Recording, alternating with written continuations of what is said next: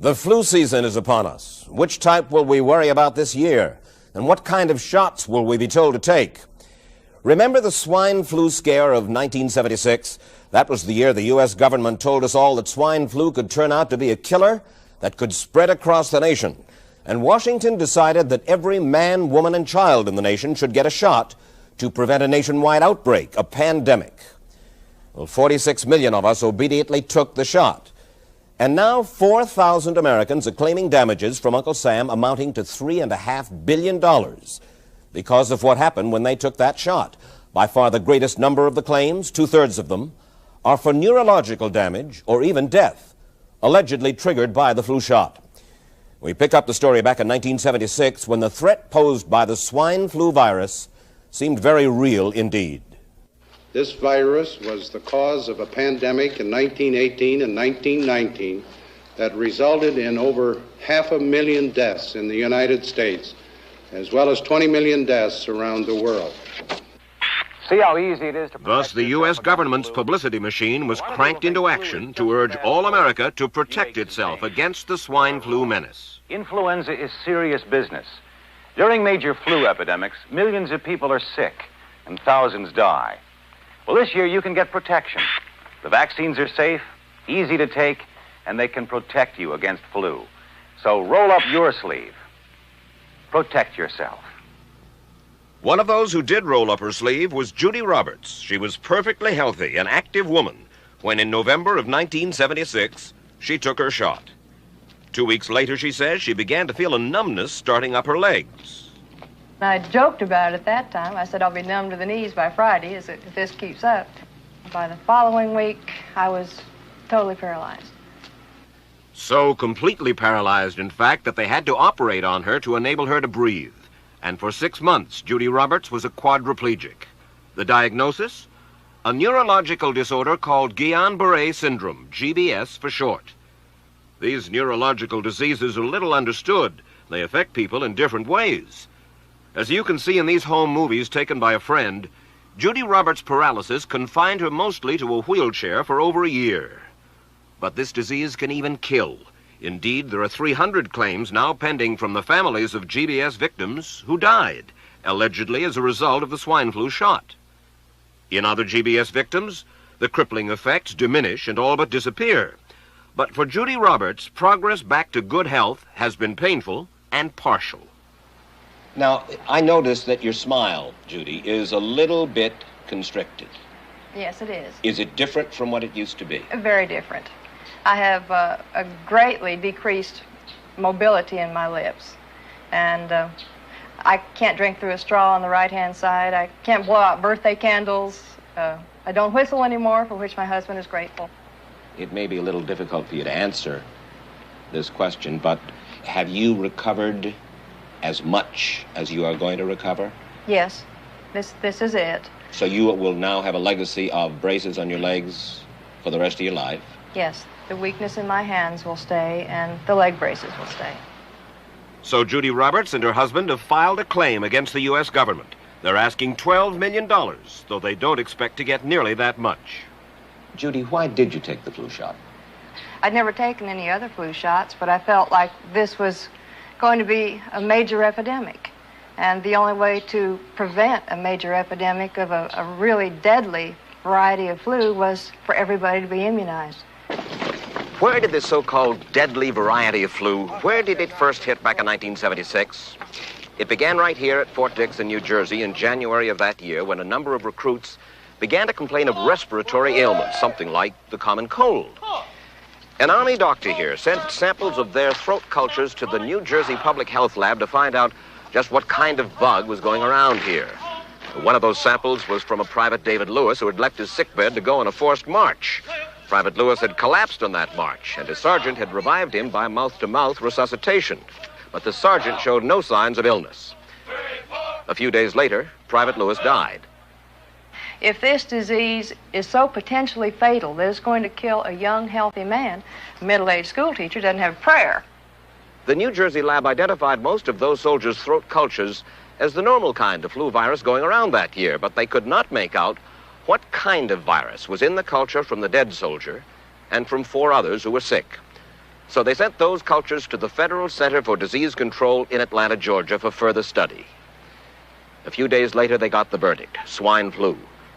But that much publicized outbreak of swine flu at Fort Dix involved only Private Lewis, who died, and those 4 other soldiers who recovered completely without the swine flu shot. If I had known at that time that the boy had been in a sick bed, got up, went out on a forced march, and then collapsed and died, I would never have taken the shot. The rationale for our recommendation was not on the basis of the death of a single individual, but it was on the basis that when we do see a change in the characteristics of the influenza virus, it is a massive public health problem in this country. Dr. David Senser, then head of the CDC, the Center for Disease Control in Atlanta, is now in private industry. He devised the swine flu program, and he pushed it. You began to give flu shots to the American people in October of 76. October 1st. By that time, how many cases of swine flu around the world had been reported? There had been several reported, but none confirmed. There had been cases in Australia that were reported by the press, by the news media. There were cases in... None confirmed. Did you ever uncover any other outbreaks of swine flu anywhere in the world? No. Now, nearly everyone was to receive the shot in a public health facility where a doctor might not be present. Therefore, it was up to the CDC to come up with some kind of official consent form, giving the public all the information it needed about the swine flu shot. This form stated that the swine flu vaccine had been tested. What it didn't say was that after those tests were completed, the scientists developed another vaccine, and that was the one given to most of the 46 million who took the shot. That vaccine was called X53A. Was X53A ever field tested? I can't say. I would have to... It wasn't. I don't know.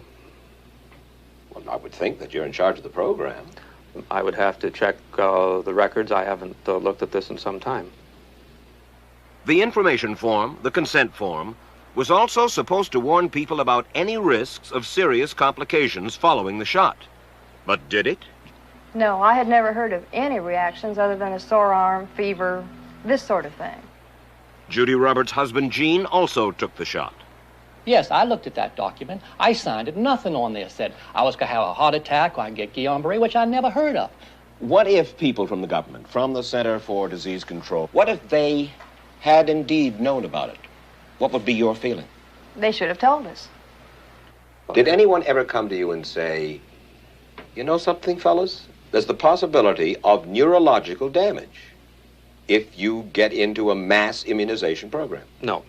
No one ever did? No. Do you know Michael Hatwick? Yes. Mm-hmm. Dr. Michael Hatwick directed the surveillance team for the swine flu program at the CDC.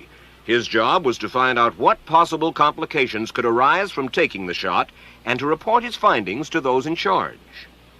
Did you know ahead of time, Dr. Hatwick, that there had been case reports of neurological disorders, neurological illness, apparently associated with the injection of influenza vaccine? Absolutely. You did? Yes. How'd you know that? By review of the literature. So you told your superiors, the men in charge of the swine flu immunization program, about the possibility of neurological disorders? Absolutely. What would you say if I told you that your superiors say that you never told them about the possibility of neurological complications? That's nonsense. I can't believe that they would say that they did not know that there were neurological illnesses associated with influenza vaccination. That simply is not true. We did know that. I've said that Dr. Hatwick has never told me of his feelings on this subject. Then he's lying. I guess you would have to make that assumption. Then why does this report from your own agency, dated July 1976, list neurological complications as a possibility? I think the consensus of the scientific community was that the evidence relating neurologic disorders to influenza immunization was such that they did not feel that this association was a real one. You didn't feel it was necessary to tell the American people that information? I think that over the years we have tried to inform the American people as fully as possible. As part of informing Americans about the swine flu threat, Dr. Sensor's CDC also helped create the advertising to get the public to take the shot.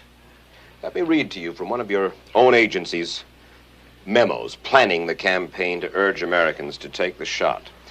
The swine flu vaccine has been taken by many important persons, he wrote.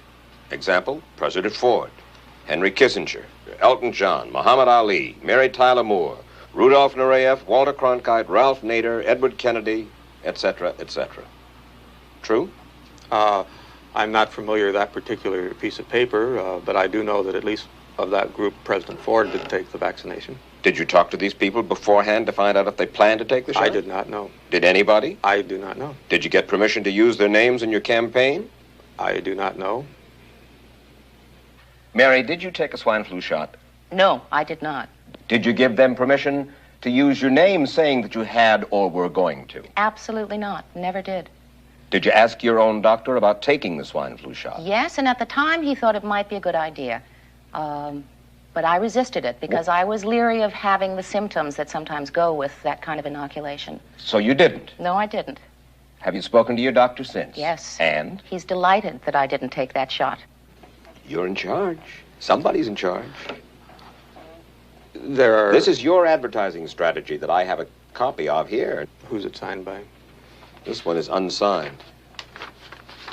But you'll acknowledge that it was your baby, so to speak. It could have been from Department of Health, Education, and Welfare. It could be from CDC. I don't know. I'll be happy to take responsibility for it. It's been 3 years now since you fell ill with GBS, right? Right. Has the federal government, in your estimation, played fair with you about your claim? No, I don't think so. It seems to be dragging on and on and on, and really no end in sight that I can see at this point. With respect to the cases of Guillain-Barré, allegedly... Former Secretary of HEW Joseph Califano, too, was disturbed that there was no end in sight. So a year and a half ago, he promised that Uncle Sam would cut the bureaucratic red tape for victims suffering from GBS and would pay up quickly. We shouldn't hold them to an impossible or too difficult standard of proving that they were hurt. Even if we pay a few people a few $1,000s that might not have deserved it, I think justice requires that we promptly pay those people who do deserve it. Who's making the decision to be so hard-nosed about settling? Well, I assume the Justice Department is. Griffin Bell before he left? Well, the Justice Department agreed to the statement I made. It was cleared word for word with the lawyers in the Justice Department by my HEW lawyers. And that statement said, in effect... That statement said that we should pay Guillain-Barré claims without regard to whether the federal government was negligent if they resulted from the swine flu shot. I think the government knows it's wrong. If it drags out long enough, that people will just give up. Let it go. I am a little more adamant in my thoughts than my wife is, because I told Judy to take the shot. She wasn't going to take it, and she never had shots. And I'm mad with my government because they knew the facts, but they didn't release those facts because if they had released them, the people wouldn't have taken it. And they can come out tomorrow and tell me there's going to be an epidemic, and they can drop off like flies next to me. I will not take another shot that my government tells me to take. Meantime, Judy Roberts and some 4,000 others like her are still waiting for their day in court.